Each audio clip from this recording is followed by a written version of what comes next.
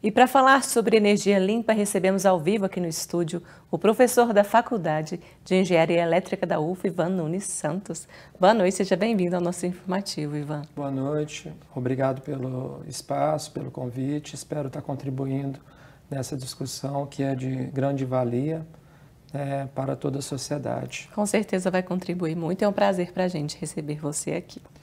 Vamos explicar então o que é essa energia limpa. Tem gente que fala energia verde, energia renovável, tudo a mesma coisa? A gente trabalha a energia limpa ou energia verde sendo aquelas fontes tidas como renováveis, ou seja, são fontes que não dependem do uso do petróleo, do uso daqueles produtos que advêm da exploração de petróleo de uma forma geral, gasolinas, óleo diesel, e são energias que não contribuem diretamente, na realidade elas não contribuem para o aumento da emissão de gases do efeito estufa. E até pelo contrário, a depender do tipo de energia, ela pode até mesmo resgatar carbono de uma forma geral. Tá? E essas energias a gente pode centralizar na discussão, talvez, na matriz elétrica. Nós temos como exemplo a hidrelétrica, nós temos a eólica, a fotovoltaica, e a discussão que se dá hoje em termos de mundo é caminhar para uma matriz elétrica, uma matriz energética de uma forma geral que não dependa tanto do petróleo. E assim sendo, quando nós vemos a matriz elétrica brasileira, essa talvez seja um formato de matriz que o mundo busca alcançar daqui a alguns anos. Então, quando nós falamos de energia renovável, energia limpa, transição energética, nós podemos separar o Brasil e o mundo nessa questão. Por quê? Porque o Brasil ele encontra-se numa situação, de certa forma, privilegiada. Hoje, no período da tarde, por exemplo, cerca de 91% da energia gerada no Brasil advinha de uma base de renovável. E isso é algo muito positivo. Tá? E a gente entra numa discussão que o Brasil ele é uma referência nessa área em termos de energia renovável, em termos de matriz elétrica. São boas notícias, né? O Brasil se destacando aí nessa questão da energia limpa. Sim, e o potencial ainda é muito grande a ser explorado.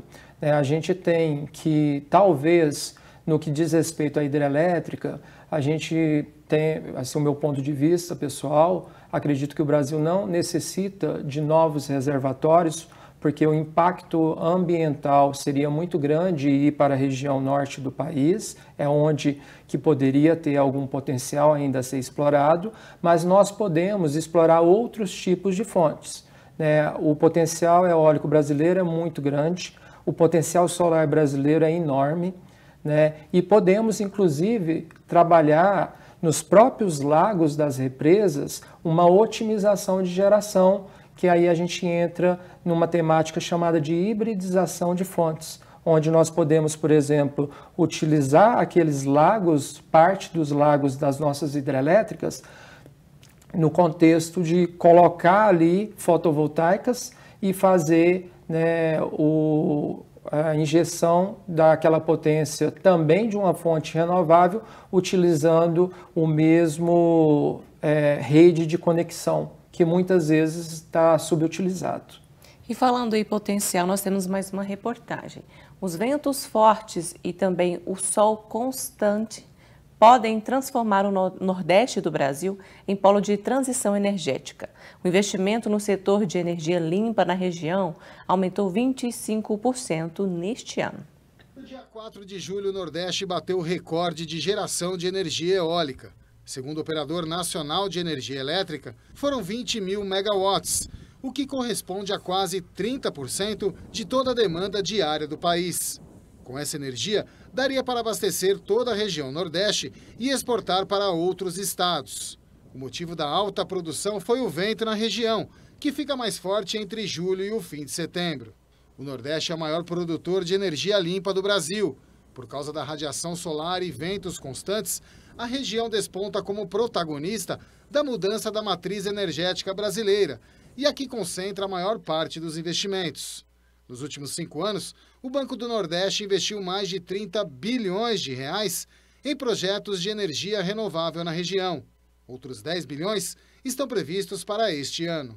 Tem uma série de fatores que estão ainda um pouco soltos, mas que, se a gente conseguir coordenar, a gente consegue colocar o Brasil como sendo um líder não só de geração de energia renovável, mas um líder de desenvolvimento de uma economia de baixo carbono, que é o que a gente procura nesse enfrentamento às mudanças climáticas. No primeiro semestre entraram em operação no Brasil 160 usinas geradoras de energia, a maior parte delas de fontes renováveis, segundo a Agência Nacional de Energia Elétrica. Ao todo foram 67 usinas de energia eólica, 59 fotovoltaicas, 23 termoelétricas e 11 pequenas centrais hidrelétricas. Hoje, mais de 83% da nossa matriz energética vem de fontes renováveis. A maior parte vem da água e do ar.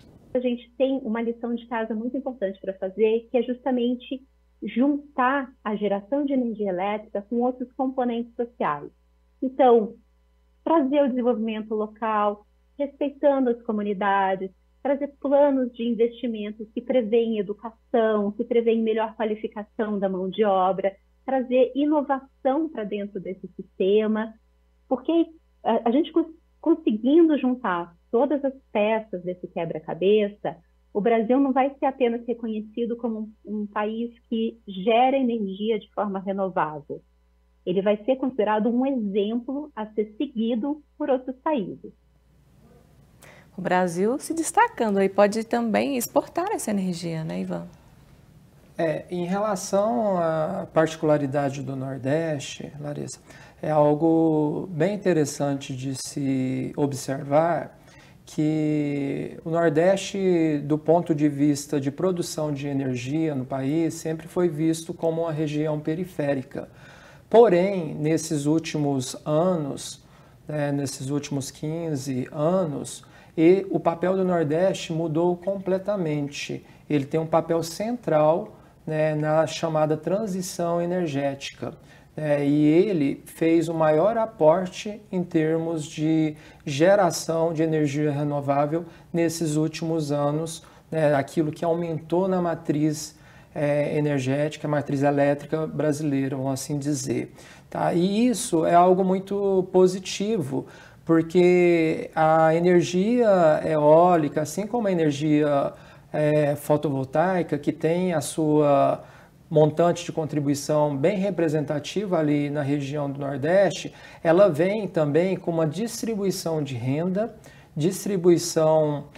geração de empregos, não só na instalação, mas também na chamada OIM, que é a operação e manutenção, e o Nordeste se destaca também com a instalação dos maiores fabricantes de aerogeradores do mundo, certo? E hoje o Nordeste ele é um exportador de pás eólicas para os Estados Unidos. Então a gente está vendo então um crescimento sustentável, de uma energia renovável e fazendo o Brasil não ficar apenas com royalties em termos de exportação de soja, que também tem seu valor, mas a gente está exportando um produto com alto valor agregado, que é um produto de tecnologia, que é uma pá de um aerogerador que vai para os Estados Unidos, vai para a Europa. E é importante também destacar, assim como teve uma das falas das reportagens anteriores, que o Brasil ele vai crescer a geração renovável. Só que é bem capaz que a demanda não vai crescer no mesmo ritmo, tá? E assim surge algo que é a chamada geração de hidrogênio verde, que a gente poderia estar discutindo aqui durante muito tempo, mas a energia que sobrar na matriz energética brasileira em termos de energia renovável, ela tende a ser direcionada para gerar hidrogênio verde e ser exportado para a Europa, principalmente para o mercado europeu, né, que tem uma demanda muito grande desse tipo de produto. Né? Mas é uma discussão que a gente pode estar fazendo, mas o Brasil, ele está vamos falar assim, ele está muito bem representado, né, nesse cenário em termos de país, e o Nordeste, né, dentro do Brasil, como sendo uma região que está levando adiante essa chamada transição energética. Com certeza a gente vai voltar a falar sobre esse assunto aqui numa próxima edição. Então, para a gente encerrar, eu vou deixar o espaço aberto para você fazer as suas considerações finais da importância dessa transição também de energia e da energia limpa para o nosso país e para os outros países também. A gente está falando aqui muito do papel do Brasil na transição energética, na geração, né, de uma forma geral, dessa energia renovável e da contribuição com a diminuição, né, uma compensação, né, diminuindo os gases do efeito estufa. É importante frisar que a discussão em termos de política pública talvez seja necessária no sentido de democratizar, certo, o acesso de toda a população à energia, né, limpa que o Brasil está fazendo. A gente viu que teve uma política muito forte para a inserção da geração distribuída fotovoltaica no Brasil, porém ainda falta política para que aquela pessoa, muitas vezes de baixo, tem dificuldades em termos financeiros, tenha acesso a esse benefício que a sociedade como um todo deveria estar democratizando, né, e que todos possam crescer juntos, né, e talvez a discussão futura, né, de gerar hidrogênio e exportar hidrogênio talvez possa passar por esse viés de democratização, né, desse benefício, né, da utilização daquilo que o Brasil tem de mais importante, que tem a contribuir com o mundo em termos de vento, em termos de sol, em termos de rios. Exatamente. A gente volta a falar sobre esse assunto em uma próxima oportunidade. Muito obrigada pela participação. Uma boa noite para você. Obrigado. Obrigado a todos.